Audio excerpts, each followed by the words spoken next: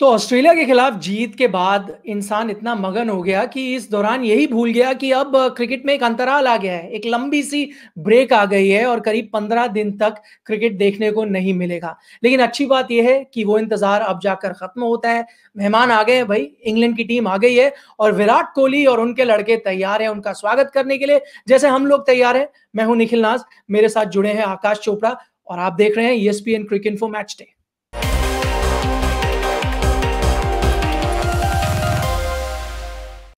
तो आकाश, नजर डाल रहे हैं हम पहले टेस्ट मैच पे जो चेन्नई पे खेला जाएगा। पहले दो टेस्ट मैच बल्कि चेन्नई में होंगे। सबसे पहले तो चयन को लेकर बात हो जाती है। ये तो तय हो गया है कि भारतीय टीम ने 11 खिलाड़ी नहीं बताए हैं कौन होंगे इस टेस्ट मैच में। लेकिन मैं आपसे जानना चाहूंगा, क्या आप 5 गेंदबाज देखना पसंद करेंगे? क्योंकि इसी फॉर्मूले ने ऑस्ट्रेलिया में भी आपको सफलता दिलाई। मैं बिल्कुल देखना पसंद करूंगा 5 गेंदबाज, निखिल। और इसकी सिर्फ वो ऑस्ट्रेलिया का सक्सेस फॉर्मूला नहीं, बल्कि अगर आप ये देखें, इस श्रृंखला को देखें, आइसोलेशन में देखें, 4 टेस्ट मैचेस हैं, back to back test matches हैं। हर बॉलर के ऊपर वर्कलोड काफी ज्यादा रहेगा। जब आप एक वेन्यू पे 2 मैच खेलते हैं तो जो पहला मैच होता है उसमें पिच उतनी स्पिन के लिए फ्रेंडली नहीं होती, मतलब वो स्पिन रेडी नहीं होती। तो फिर आपको चाहिए कि आप अपने गेंदबाजों को थोड़ा सा घुमा फिरा सके और आपके पास ऑप्शंस रहनी चाहिए।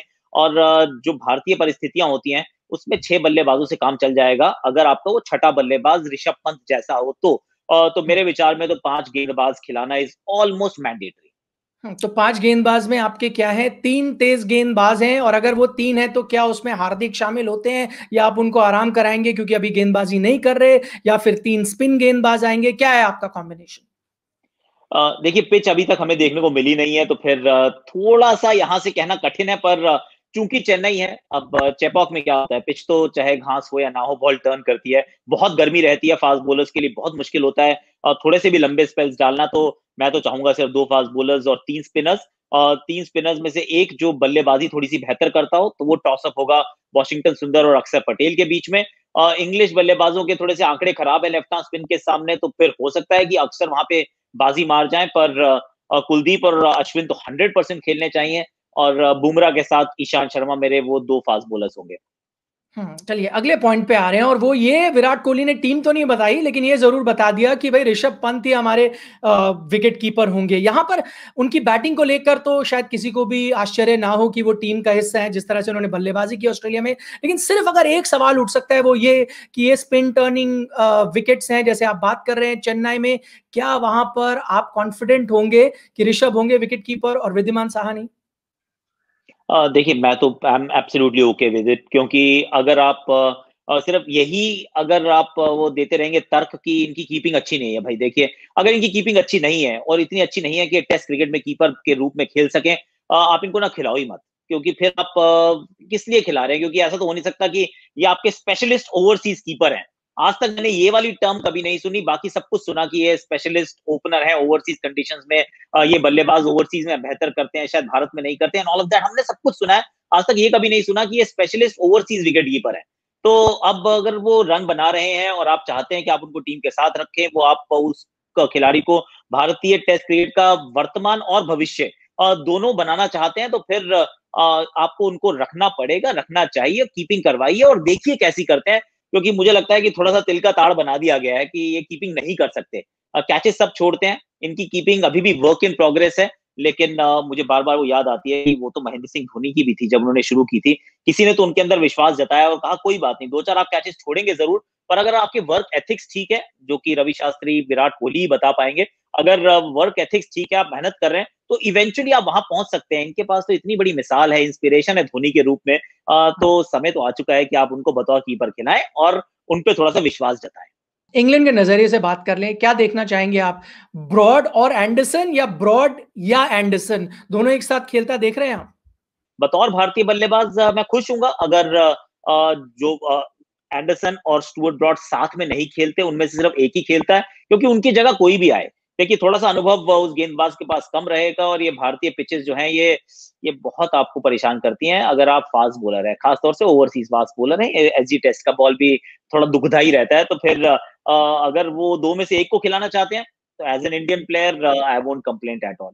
अब आते हैं भारतीय तेज गेंदबाज की तरफ और वो है जसप्रीत बुमराह। 17 टेस्ट मैच खेल चुके हैं आकाश, लेकिन इस बात को लेकर हैरानी होती है कि भारत में एक भी टेस्ट मैच नहीं खेला है। क्या लगता है आपको उनके सामने एक चुनौती होगी?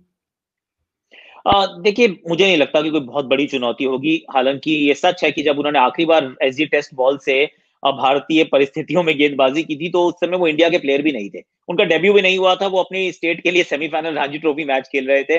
पर वहाँ से यहाँ तक का जो सफ़र उन्होंने तय किया है, बहुत एक्सपीरियंस आ चुका है ऑलरेडी, और एक्सपीरियंस की मतलब कोई उसका सब्स्टिट्यूट हो नहीं सकता। तो भली-भांति जानते हैं वो गेंद परिस्थितियों में क्या करना है, क्या एडजस्टमेंट्स करनी है। नई गेंद स्विंग नहीं होगी तो थोड़ा पीछे डालना पड़ेगा, 3 स्टंप्स के बीच में डालना पड़ेगा। यॉर्कर बाउंसर का इस्तेमाल अच्छे से करना पड़ेगा, क्योंकि यहाँ रिवर्स स्विंग बहुत अच्छी होगी। गेंद उतनी कुकुबोरा की नहीं होती, एसजी टेस्ट की खासा रिवर्स स्विंग होती है गेंद, और बाउंसर भी ये स्लो लो पिचेस पे एक अच्छा हथियार हो सकता है। तो मुझे नहीं लगता कि उनके सामने कोई चुनौती है। अगर चुनौती है तो वो इंग्लैंड के बल्लेबाजों के सामने है कि अब बुमराह को भी उनको झेलना पड़ेगा, क्योंकि बुमराह जब दूसरी टीम में रहते हैं तो फिर बल्लेबाजों को हमेशा वो थोड़ा-सा उनको बैकफुट पे रहते हैं कि अब ये एक ऐसा गेंदबाज है जो कभी भी विकेट चटका सकता है, विकेट टेकिंग गेंद डाल सकता है। आखिरी में आकाश, टॉस जीतो बैटिंग करो, क्या ख्याल है आपके?